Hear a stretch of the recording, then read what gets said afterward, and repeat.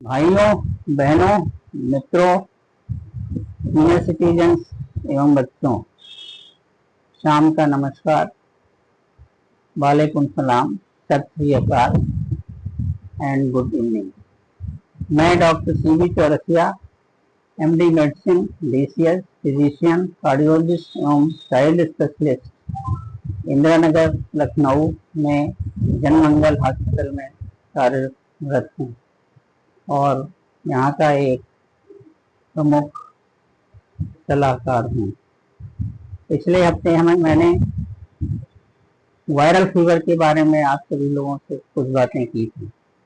आज मैं typhoid fever, जो कि हिंदुस्तान में बहुत कॉमन है और इससे बहुत ज़्यादा मॉर्बिडिटी और कुछ केसेस में इवन मॉर्टेलिटी तक भी होती है, के बारे में, उसके कारण, उसका लक्षण, उसका कॉम्प्लिकेशंस और उसके बचाव तथा ट्रीटमेंट के बारे में बताऊंगा।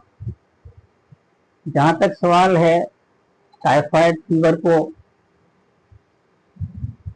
आम भाषा में मियादी बुखार या मोती झाला भी कहते हैं। मोती झाला इस वजह से कहते हैं क्योंकि टाइफाइड फीवर में शरीर पे, पेट पे और पीठ में छोटे छोटे मोती के जैसे दाने पड़ जाते हैं, जिससे गांव देहात में इसको मोती झाला भी या मियादी बुखार भी कहा जाता है। ये एक बैक्टीरियल इन्फेक्शन है जो कि साल्मोनेला टाइफी के द्वारा होता है। इसमें इन्फेक्शन ओरोफिकल रूट के द्वारा होता है, मतलब दूषित जल, दूषित भोजन, दूषित खान पान से ये बैक्टीरिया स्वस्थ मनुष्यों में जाकर के टाइफाइड फीवर को प्रोड्यूस करता है। इस फीवर में लक्षणों में जो है, इसमें बुखार आता है, सर में दर्द बहुत होता है, खांसी आ सकती है, शरीर में दर्द हो सकता है, शरीर में छोटे छोटे दाने, जिनको पिंक रोज स्पॉट्स कहते हैं, मिल सकते हैं।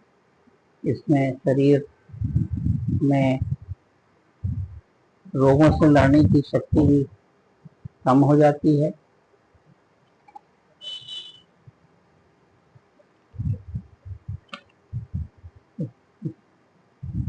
सिम्टम्स के बाद इसमें जो कॉम्प्लिकेशंस हो सकते हैं वो ये हैं कि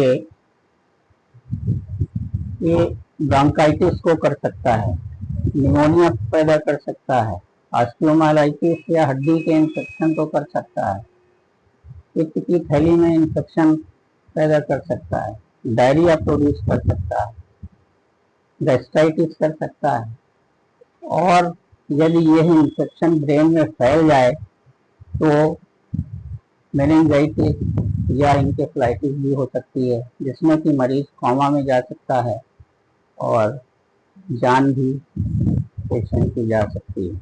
इसके अलावा गैस्ट्रिक गैस्ट्राइटिस में, इसमें ज़्यादा दिनों तक बुखार के बने रहने पे आँख फट जाती है और वो जानलेवा हो सकती है, जिसमें कि इमरजेंसी में मरीज को भर्ती कराना पड़ता है और इमरजेंसी ऑपरेशन की भी आवश्यकता हो जाती है। बचाव के लिए पर्सनल हाइजीन मेंटेन करना बहुत ज़रूरी है और हैंड वॉश ज़रूरी है, फेस मास्क लगाना आवश्यक है, दूषित जल और दूषित भोजन का सेवन करने से बचना चाहिए।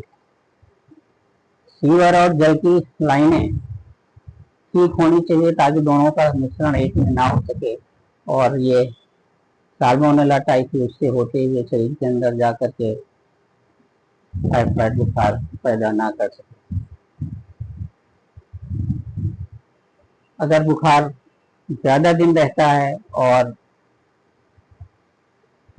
हाई फीवर रहता है तो पेशेंट को कुशल चिकित्सक को दिखाना चाहिए और उसका इलाज करना चाहिए। इसकी अवधि 2 से 3 हफ्ते होती है। कॉम्प्लिकेशंस में एक और कॉम्प्लिकेशन है जो कि रिलैप्स होता है।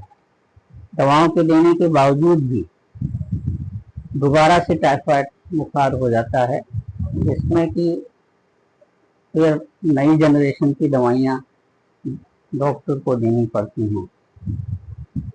अगर मरीज को जो है डायरिया हो, डिहाइड्रेशन हो, परफोरेशन हो जाए या हाथ फट जाए, मेनिंजाइटिस या इंकेफेलाइटिस हो जाए तो इसे हॉस्पिटल में भर्ती कराकर इलाज कराना चाहिए। इससे बचाव का एक और ये तरीका है कि बचपन में टाइफाइड फीवर का टीका लगा करके बचा जा सकता है। Thank you.